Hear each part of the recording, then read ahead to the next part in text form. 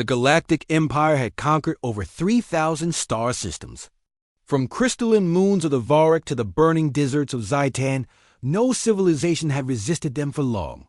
The Empire moved like a tidal wave, unrelenting, unstoppable. And then they found Earth wasn't on any official charts.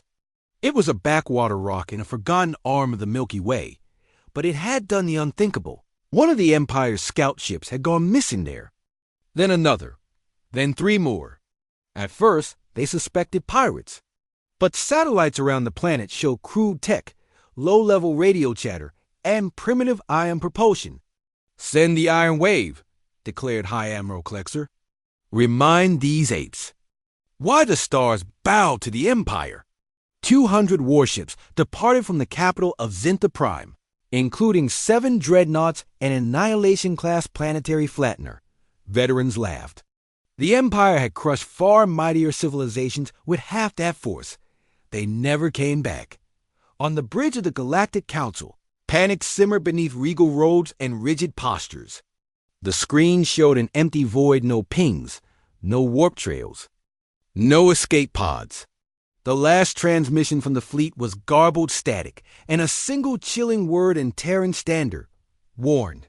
Counselor Vatel, a silicon-based entity older than Earth's continents, slammed a crystalline claw on the table. "How can a Tier 2 species eliminate 200 of our ships?" Counselor Riv of the Mantids hissed. "We underestimated them." Again, Counselor Joan of the Etherians looked pale. "The humans, they don't follow rules. No surrender, no diplomacy, they destroy." "They adapt," Riv corrected grimly. "Our weapons jammed, our AI corrupted. Their cyber warfare is brutal." On Earth, Major Sarah Kulkarni stood atop the scorched remains of what had once been a Vard-class battleship. Around her, the Aurora Defense Corps patched up wounded, gathered tech, and rebuilt the orbital ring. She gazed upward. "That was Wave 3, she muttered. Her second-in-command, Lieutenant Reyes, joined her with a grim expression.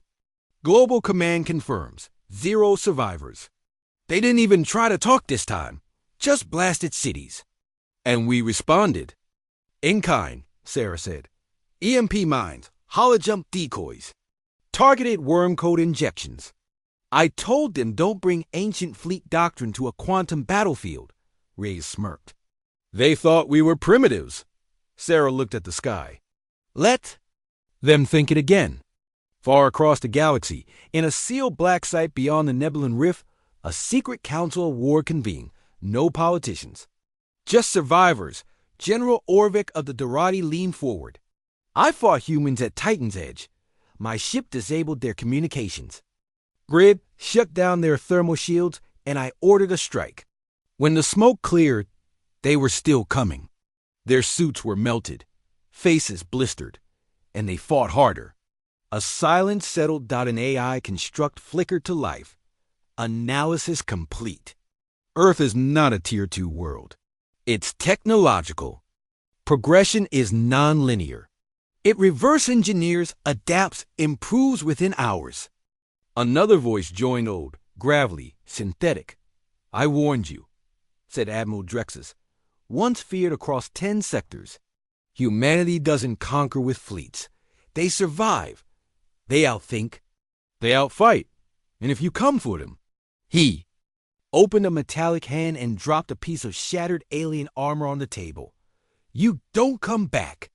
The Empire now faced something unprecedented fear. Not from human weapons, but from their unpredictability. Humans use guerrilla tactics in space. They hacked alien drones mid-battle. They weaponized asteroids, redirected comets, and created false warp signatures that lured entire fleets into. Black holes got him worse. They didn't run. When cornered, humans charge. When outgunned, they improvise. When outnumbered, they laughed. From mining stations to remote colonies, whispers spread. Don't mess with Earth. Some said the humans had formed alliances with ancient AIs.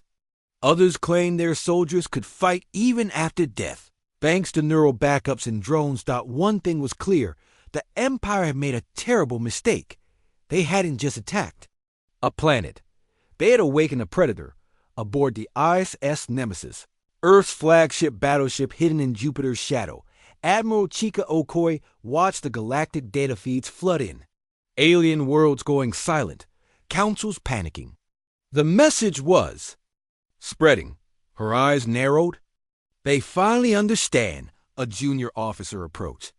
Ma'am, another alien delegation is requesting peace talks. Fourth one this week. She raised an eyebrow. Do they offer reparations? Yes, and surrender of 3 sectors. She smiled faintly. Record it. Maybe we'll consider it. Should I schedule talks? No, she said. Make them wait. Back on the council floor, Counselor Vaytel asked a question no one wanted to answer. What happens if humanity decides to expand? No one spoke, because deep down, everyone knew the galaxy wasn't ready for Earth. But Earth was ready for the galaxy. Asterisk.